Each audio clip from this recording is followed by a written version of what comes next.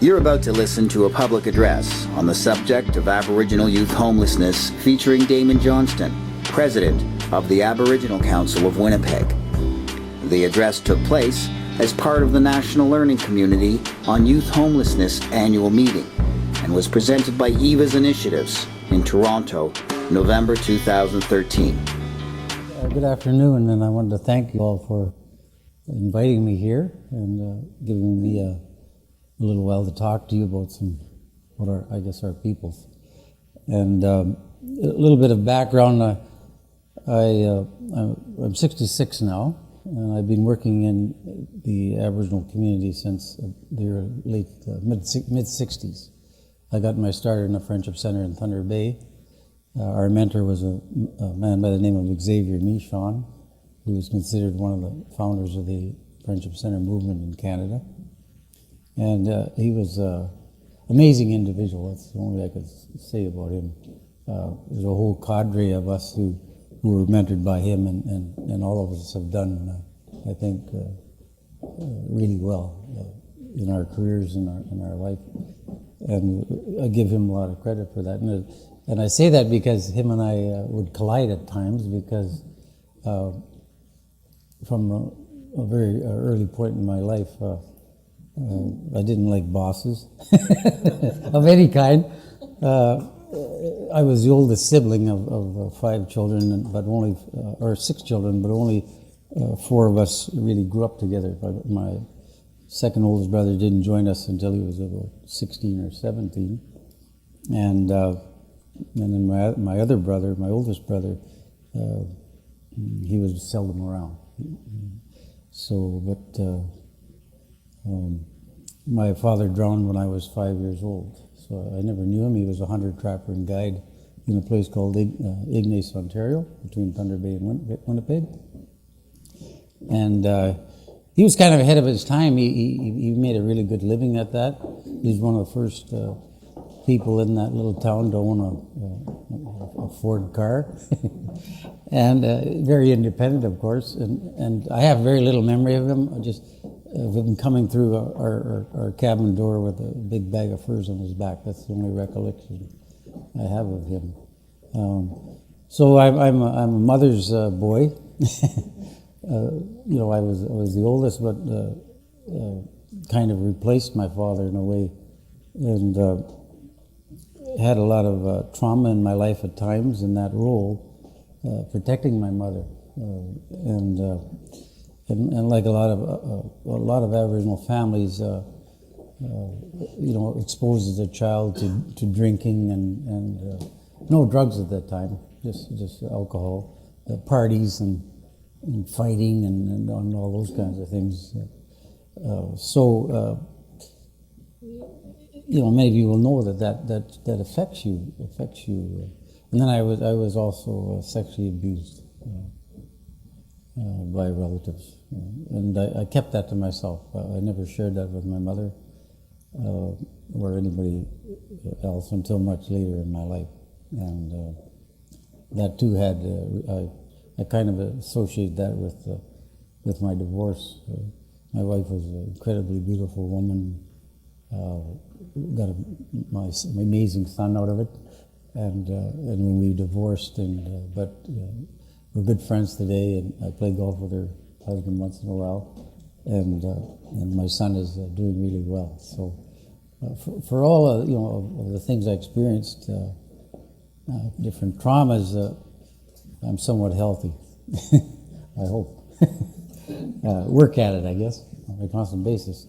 So what I want to really share with you today is some of the experience I've had working in our community for many years now, and in particular urban Aboriginal community. So of the 1.17 million Aboriginal persons in Canada, 800,000 live off reserves, so the vast majority. And of that of the 1.17 million, 650,000 live west of the Ontario-Manitoba border. So, and primarily in cities like Winnipeg, Saskatoon, Regina, Calgary, Edmonton, Vancouver, Victoria. And of course, in those smaller populated provinces, the ratios of Aboriginal persons to other Canadians is quite high. Particularly in Winnipeg, we have the highest. So really, but it's also a huge. It's a sea of hope. It presents us with the most opportunity, because to me the most damaging aspects of historic Canadian legislation or policy was the embedding of the Indian Act as law. And everything emanated from that. It gave the government of the day, the Prime Minister and his cabinet, and particularly the Minister of Indian Affairs, absolute power and control over Indians and lands reserved for Indians. And even that, Indian is no longer really, amongst most leadership, an acceptable term. And we're slowly moving back to our historic description, which in my case is Anishinaabe, in English translation Ojibwe, right? And the Anishinaabe people are under the umbrella of the Algonquin in Quebec. So there was Odawas, there was Onondagas, there was a whole number of sub-tribes. And we spread all the way from Quebec, all through Ontario, into the United States. In the United States, they're known as Chippewas. But they speak the same language. There'll be some dialect difference. And then all the way into Manitoba, Saskatchewan, Alberta, and just the northern part of British Columbia. So the second largest tribes in the country, next to the Cree, in their language, the Innu people. Okay, so there's many important contradictions in terms of Aboriginal peoples in the country, and even within ourselves. So today I'm going to share my perspective of these things with you, and I'm not saying that it's right or it's wrong, or it's the best or the worst. I'm sharing with you because I seen a comment by Socrates the other day where he said that, I cannot teach anyone anything. I can only make them think. So I'm going to try and make you think today about some of these things. So our greatest single challenge, if I call myself a leader, I don't know if that term is very applicable, but because in the difference in Aboriginal societies or cultures was the governance structures of the communities. And they were, I would suggest that overall they were much more horizontal than hierarchical. And the powers resident in any given leader were often minimalized by members of the community. So, and particularly in many, quite a few of the tribes, they were matriarchal rather than patriarchal. And that was a huge difference, because in our history, women were the child bearers, were the life givers, and so their role was highly respected. And then again, a common denominator was the pure discipline model, where you were responsible to me and I was responsible to you for your behavior, for everything. So if you went out and killed a moose and the whole community was hungry, you couldn't sit there and eat all of it yourself or just keep it for your family. You had to share it, right? And if you didn't, there were penalties. So we weren't. Sometimes people try to tell that we weren't punishment based, but that's not true. You have to look at each individual tribe and know what their true history was, and what their community structures were, what their spiritual, cultural, political, economic, and social practice was. And so I know more about my own people, the Anishinaabe, than of course I know about any of the other tribes. But I have been fortunate to have worked in different places in Canada, and so got to learn a little bit about some of the other tribes. So, for example, in the Anishinaabe, and that's why I asked you to sit in a circle today, on my card, my business card, you'll see that I have the medicine wheel, right? And of course the circle, it's a circle. And so that was, again, a historic, it was our model, I guess. It represents the earth, it represents really the planets, the universe to us, right? And everything is within, we are all within that circle.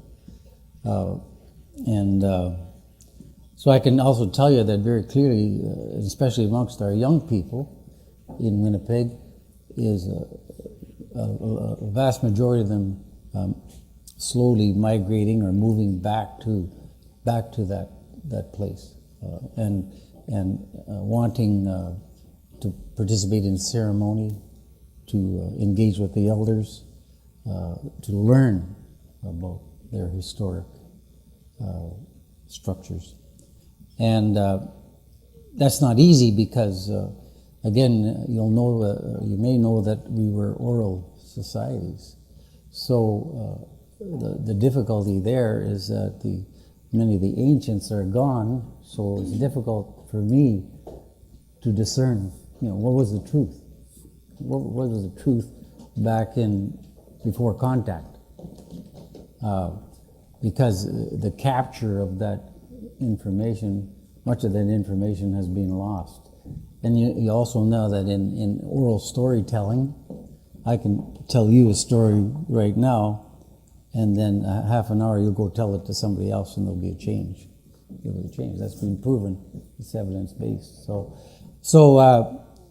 again, we sometimes struggle within ourselves to really know, what is the truth, and the truth is hugely important I think to all of us, and it's also one of the most difficult things for us to face in life, right?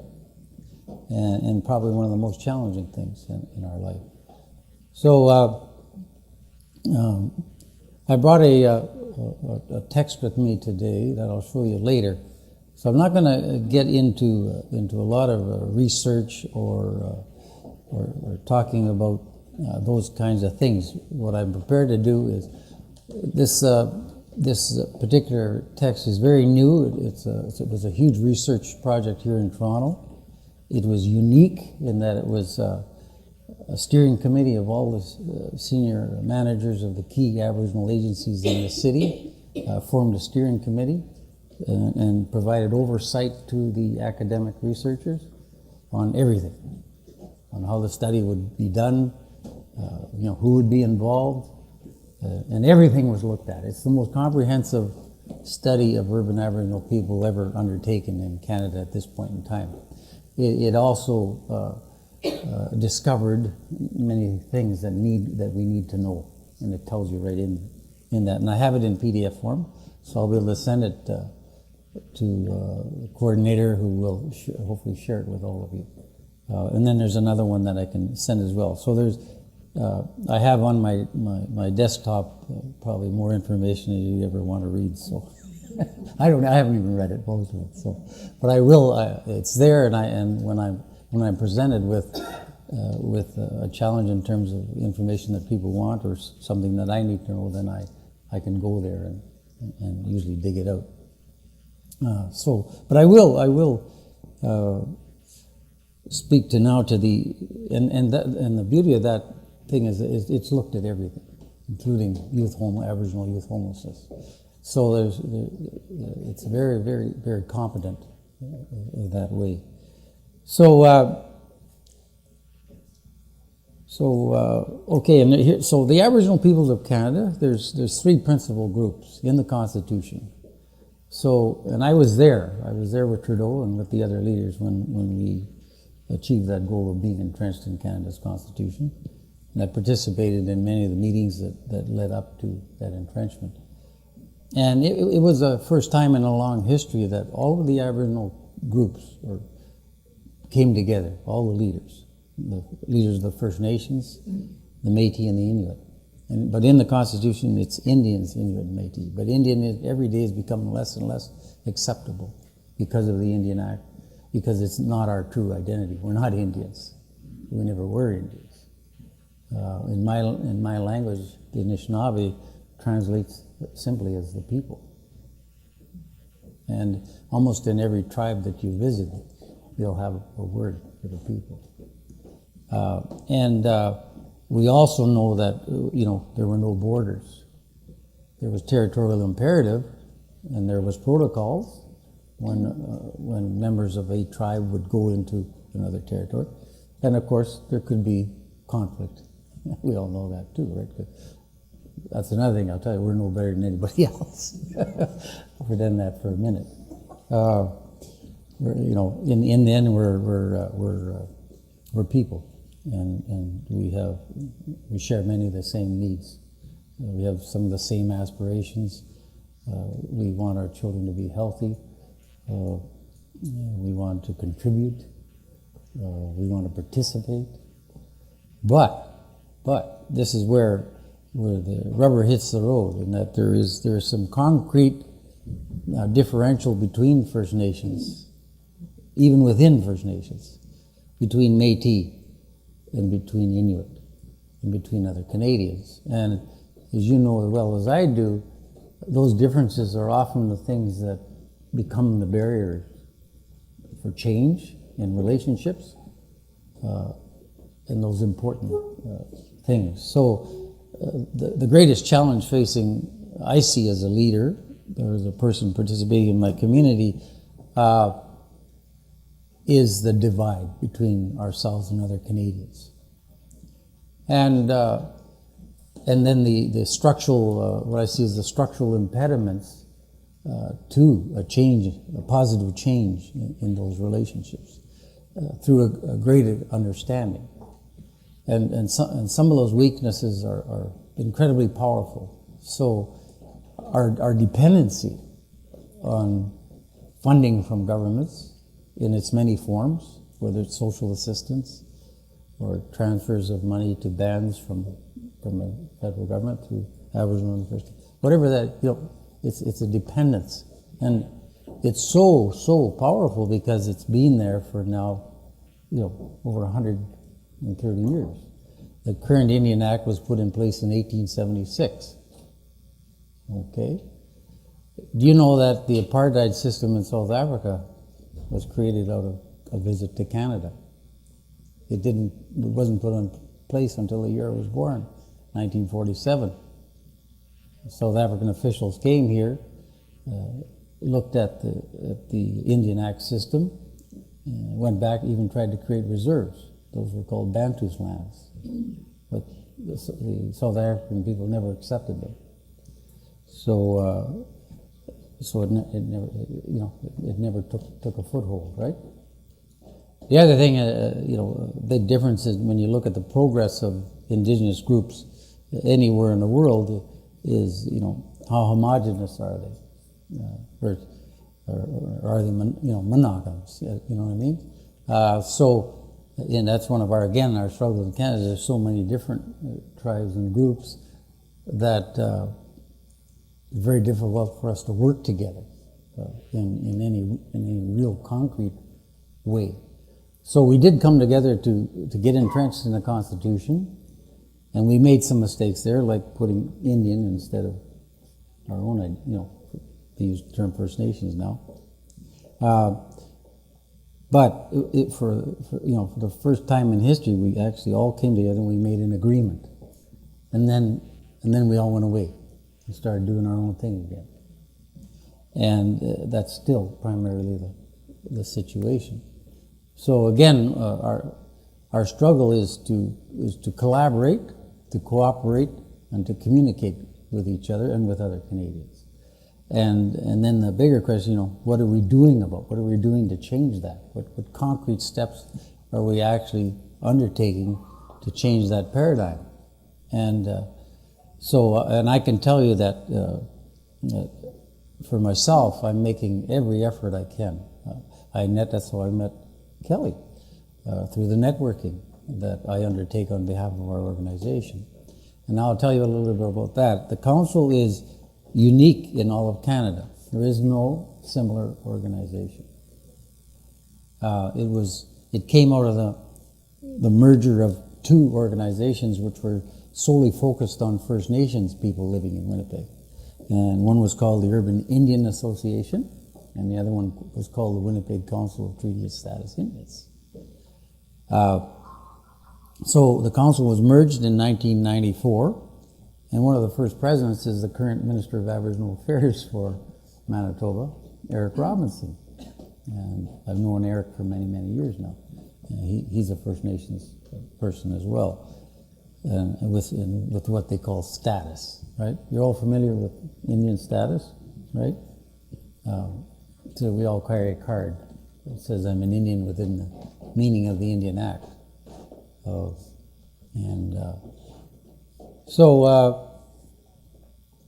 the council is unique in that way. It has a formal relationship with both the federal government and the provincial government in the form of what we call the terms of reference, which basically guides the work of the officials that represent the federal department and the provincial department. When I became the president of the council about 5 years ago now, I brought the city of Winnipeg to the table as well.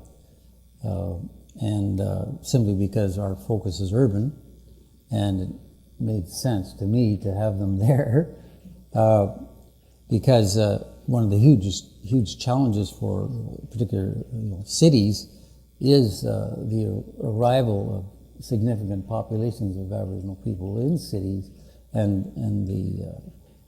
what that brings to the city's table. And some of those things are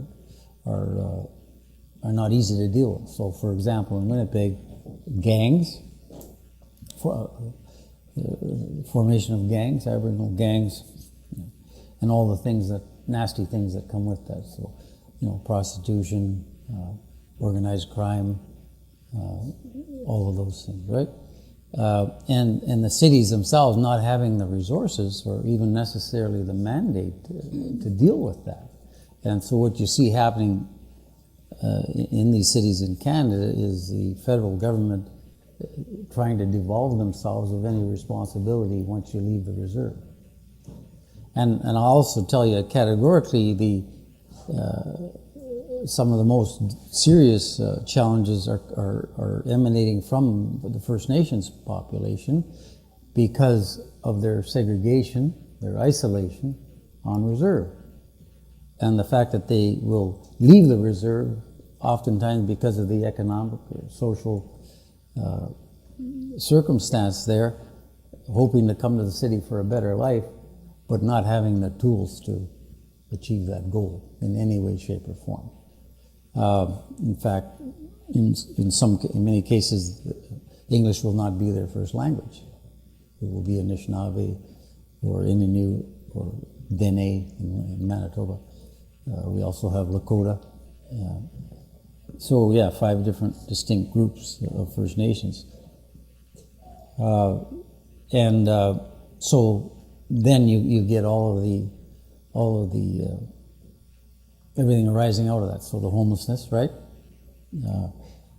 Can't get jobs, or they can't get jobs that pay a living wage for them and their families if they have them, or they get involved in criminal activity because they can't generate an income.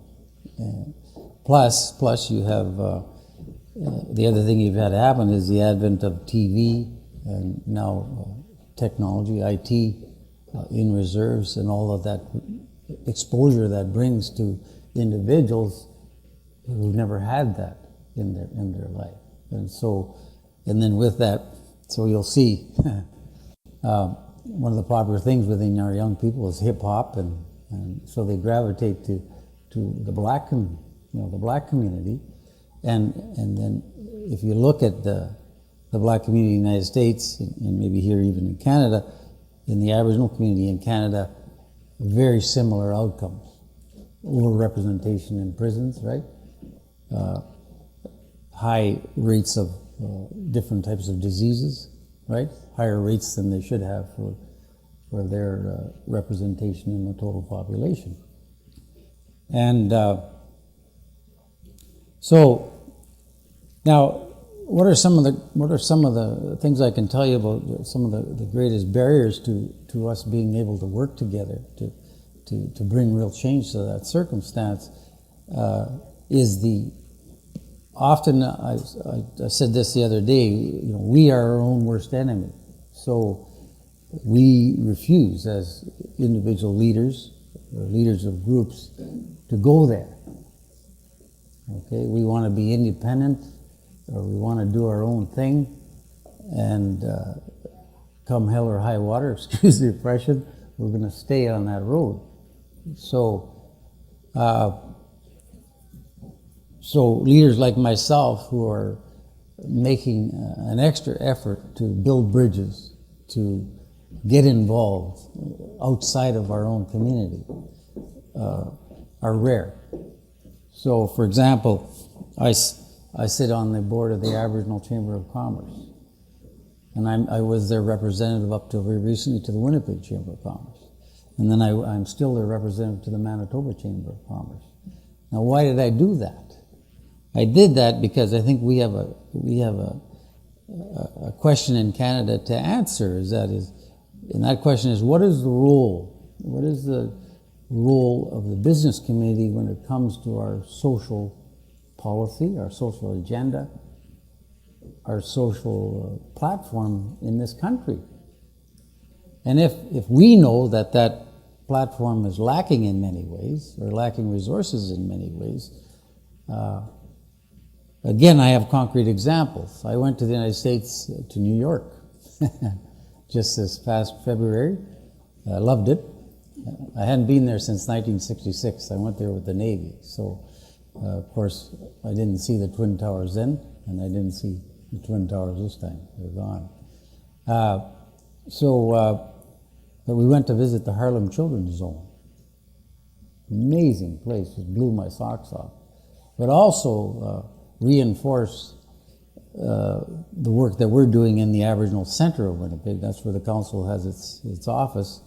And I'm part of the founding group of the Aboriginal Center, and it is the single largest urban-based entity in the country. And our platform is based on education, training, and employment. That's our primary platform.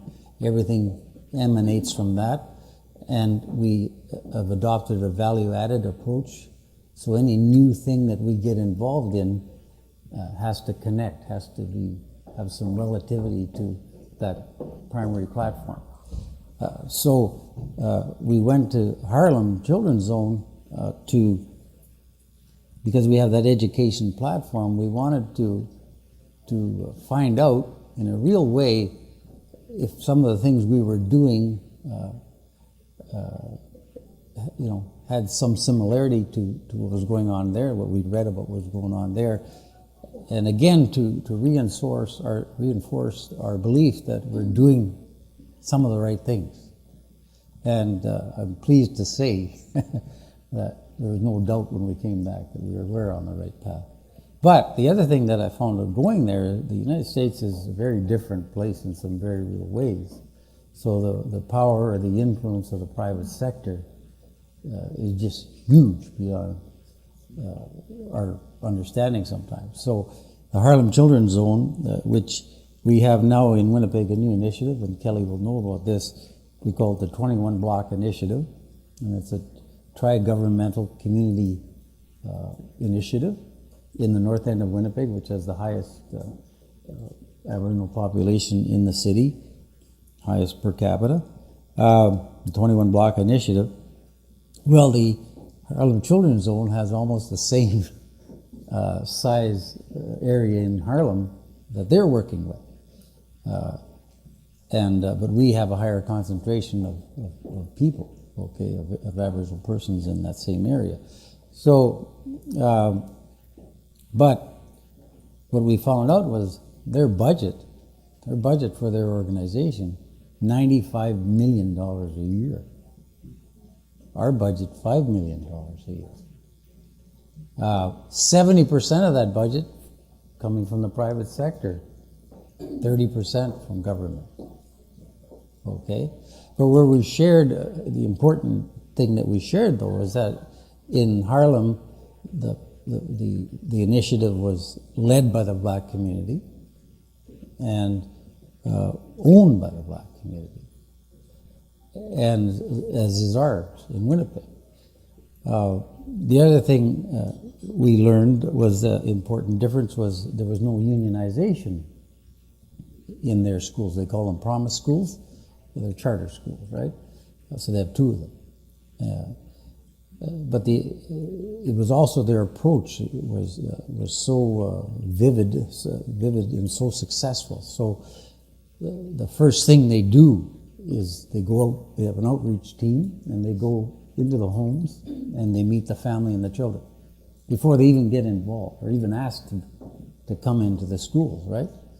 And they can't even ask them now. They can only ask them if they want to come in, and then they have to go into a lottery system to get in because the demand is so high. So here's a difference, a acute difference. In Winnipeg right now, the graduation rates of Aboriginal students in the school system the dropout rate is still at almost 50%.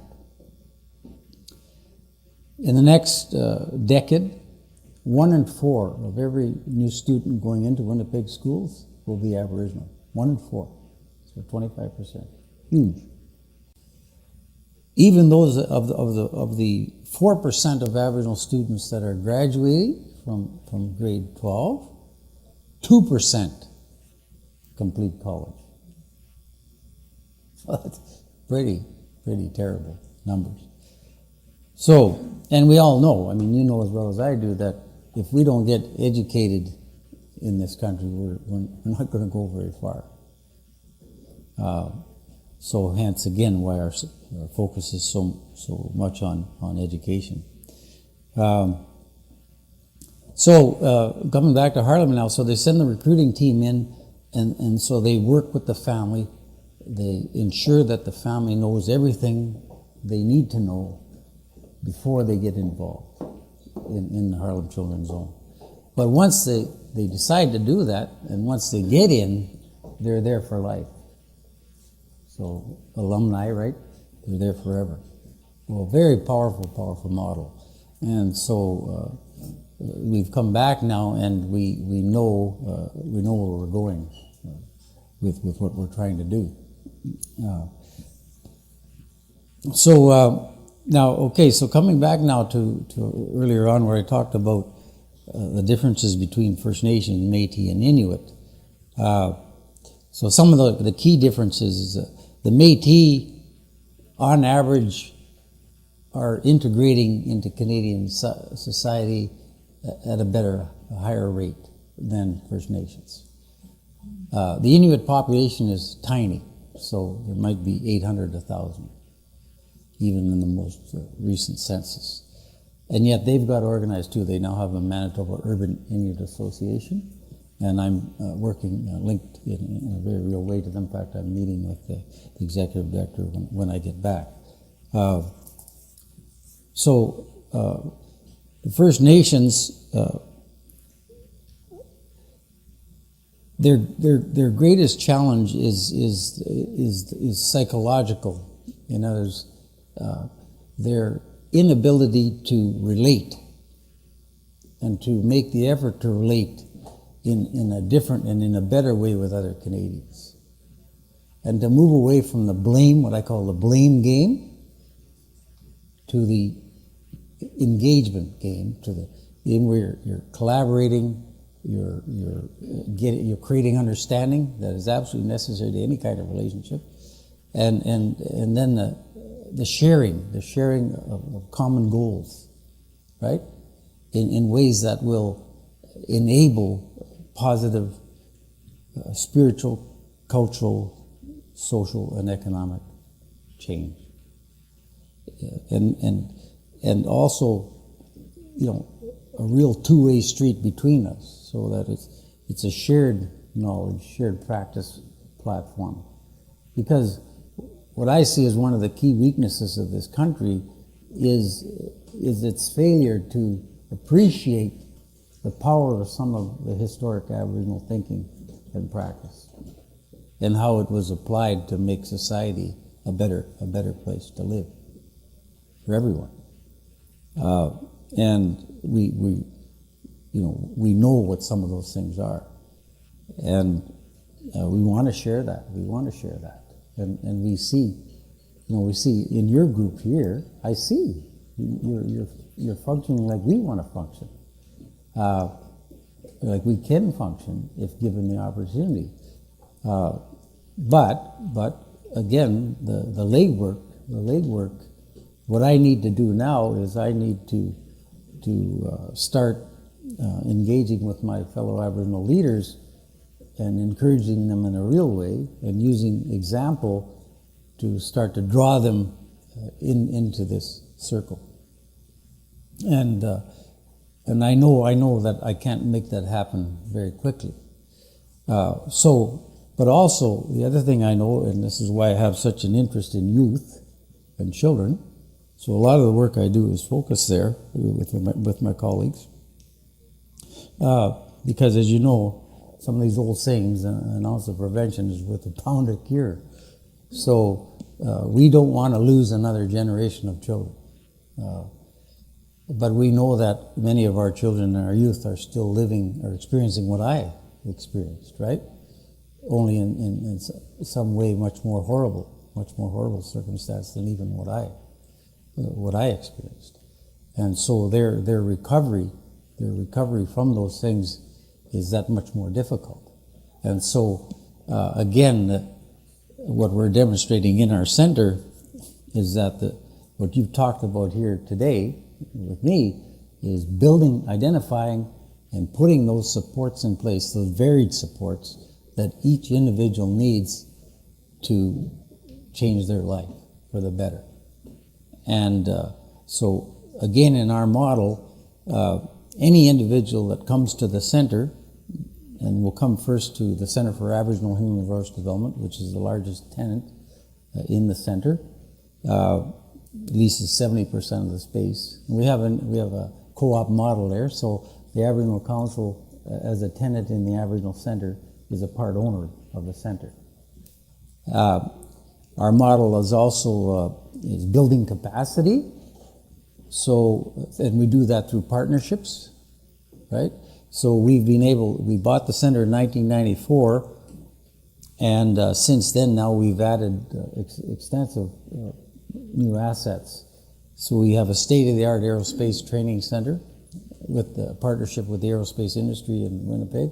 So we have Boeing and Standard Aero and Magellan, right? And they have a steering committee with us with them. And so the industry provides direct advice and guidance to us in terms of how we're developing our training regimes, right? And what they need, and what they want. And so, and then we have the Adult Education Center, and we're taking younger adults and older adults from being illiterate right up to university entrance and all points in between. And we're connected with every part of the education system in Manitoba. So if a student wants to go to college or to university or into trades or into professional, whatever they want to do, not what we want them to do, whatever they want to do, we'll help them get there. The only commitment they have to make to us is to try, is to work hard. And then we have all kinds of supports. We have housing, we have a community health center, we have our own restaurant, right? Our model is holistic, so that any individual, they come in, they're assessed, and determining, with them what they want to do, what they need to do that, and then we'll help them get that.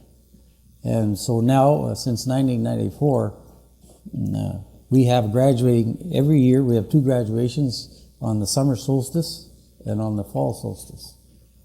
And we graduate at least anywhere over 100 or more of these students. every time.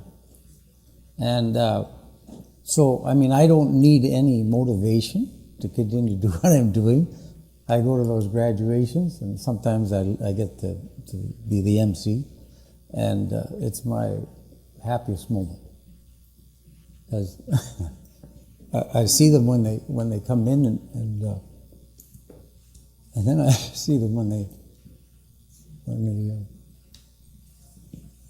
yeah. So, anyways, collect myself for a second.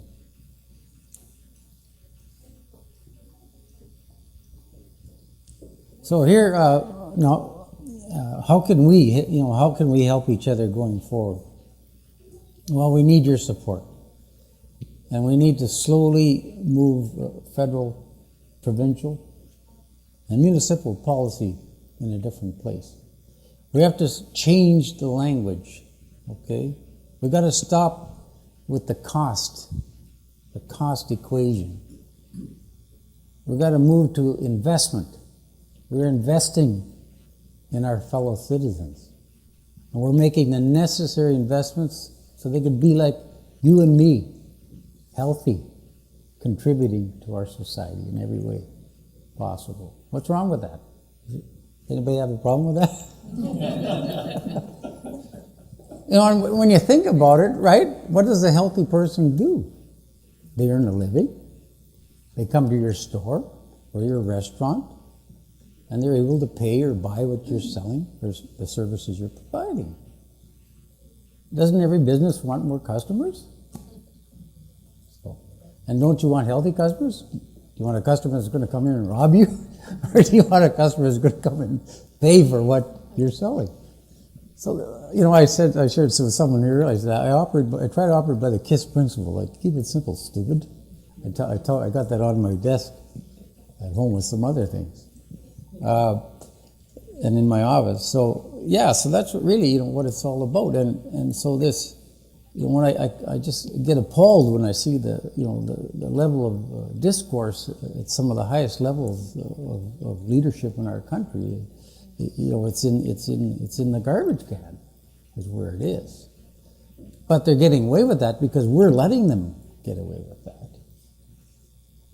And there's an old saying that you're deserving of the leadership you get, right? And that's been happening in our country because we know that people are not voting. If you look at the results, it's been going down steadily. So again, there's something else that we're doing in our centers. We're trying to educate our younger people, our community about getting involved, right? So I'm proud to say that we helped elect Minister Kevin Chief, who's Point Douglas, which is the area we're in, right, as an MLA, and now he's the Minister of Child and Youth Opportunities. And then we've got Minister Robinson. We've got two ministers in the cabinet.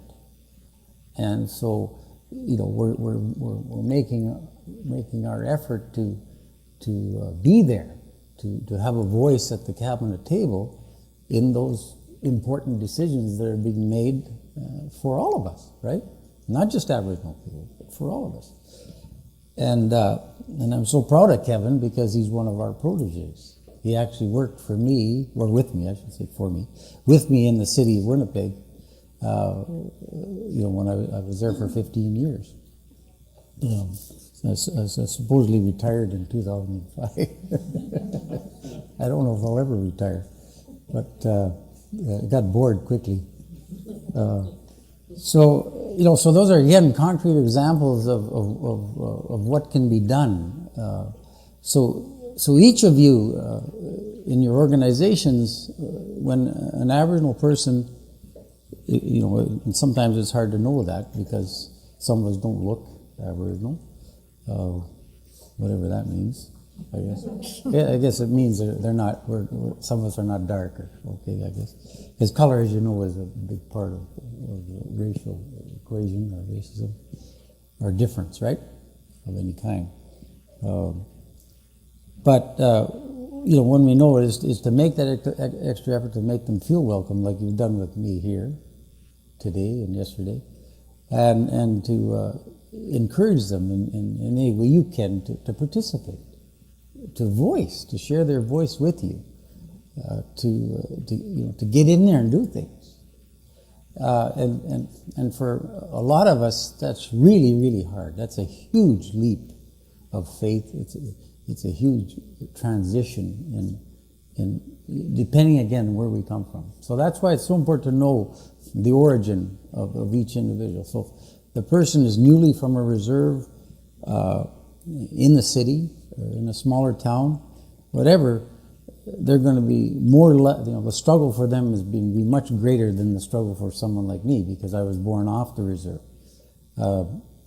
And even though we were the only Aboriginal family in that small town outside of Thunder Bay called Kekabeka Falls, only Aboriginal family there. And I went to a little 2-room school, and it's a good thing I was tough, because I won a lot of the little scraps that I had. But we grew to respect each other after a while, and we became friends, and that's still true today. So there was some discrimination, there was prejudice, called the dirty Indian or whatever on occasions, but we got over that. But it was because we engaged, we got to know each other, and we slowly eroded that mistrust and the apprehension and the unfounded beliefs in each other, right?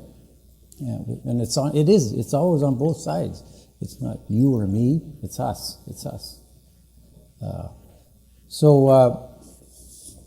Again, I was so, it was such a surprise to come here and see this place you're holding this meeting in, or learning setting, because now I'm going to go back and I'm going to bring my colleagues here next, in a short little while, because what we're trying to do over there is very much what they're doing over here, and so it's another shared platform, and it's my hope that this is going to be Canada at some point.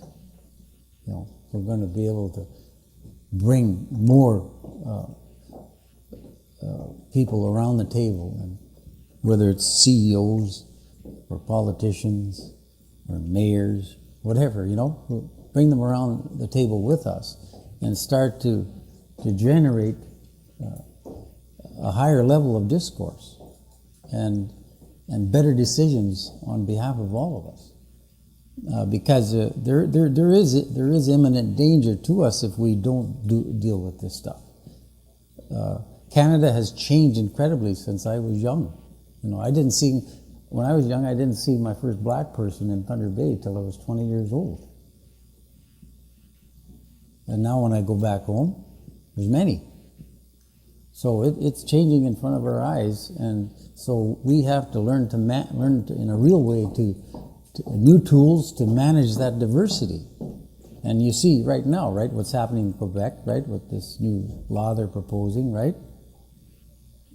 There's a concrete example of a discourse needed to determine whether or not that's the right way to go. But to me, it blew me away that the Prime Minister, or the Prime Minister or Premier of Quebec would do that. Her and her cabinet would put that on the table. It's coming from a place that I can't, even appreciate or understand in any way. From one perspective, from another I can't, because I think what the Quebecois or the Francophones in Quebec share with the Aboriginal people is that segregation, because Quebec is different than the rest of Canada. They have a different law, right? And they're, if you look at their huge effort to protect their language and their culture, it's not much different than us, right? But where they are right is they want to share that with others. So now we have French immersion schools in many parts of Canada, and we have a lot of young Canadians learning how to speak French. You know what I mean? So what was maybe when I first saw it as maybe could be viewed as a negative thing, is now slowly becoming a much more positive thing. So, and I can remember a Liberal cabinet minister from French-speaking from New Brunswick. I was in a meeting with her, and I mentioned segregation. And boy, she jumped right on me. She said, "No such thing." She poo-pooed the whole thing, right? And then I didn't find out later, and I'll send this as well. There's a paper from 1952 called Brown versus the Board of Education. And it talks about the effects of segregation and the consequences of desegregation. And 5 minutes of reading that told me, or not told me, but again reinforced that my perception about the effects and consequences of the implementation of the Indian Act and the creation of a reserve system was segregation and created the cauldron from which flows all the negativity about First Nations, right? Yeah. Because anytime you remove a group from the rest of society, they're going to be different. They're going to have different values. They're going to have different ways of doing things. What's important to them is different. How they live is very different. So if you go on, how many have visited a reserve? How many are around? Okay, so you know what I'm talking about. Okay, and that was something for me too, because my mother never identified as being quote unquote an Indian. She wouldn't even talk about it. That's how traumatized she was from her residential school experience. Wouldn't even talk about it with us. And I tried on many occasions when I got older to get her to. She just couldn't go there. But I understood that, so I didn't force it. So you multiply that, and you quickly, grasp why this is so difficult to address. You've been listening to a public address on the subject of Aboriginal youth homelessness featuring Damon Johnston, President of the Aboriginal Council of Winnipeg. This was presented by EVA's Initiatives.